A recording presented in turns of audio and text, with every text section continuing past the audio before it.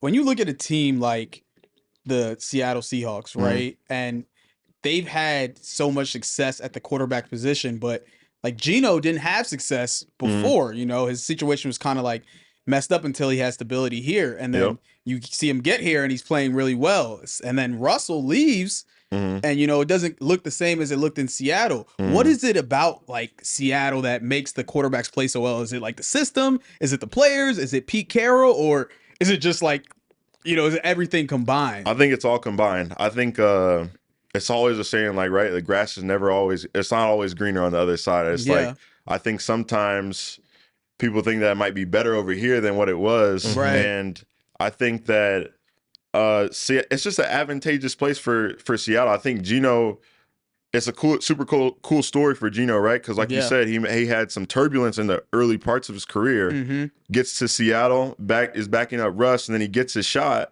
And it's like he took all that knowledge, all those hard days, all those learning experiences and growing pains, and puts it into a season. And it's like, man, like.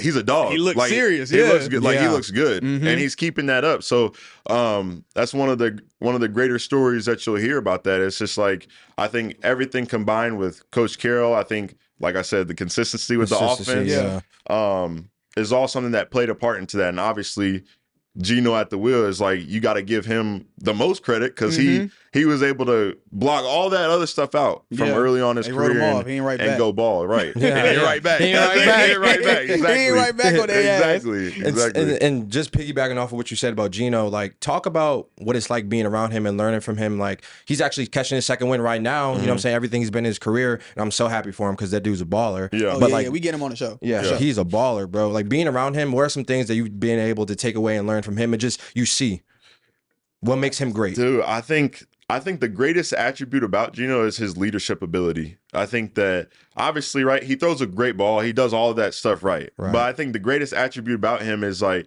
his leadership ability is like even when I was coming in, like with me, I saw him do it with Jax Smith and Jigba this last week. It's just like he could tell he has a knack for telling when guys are frustrated or struggling or whatever it may be, and he goes and like, hey, like we're gonna get this.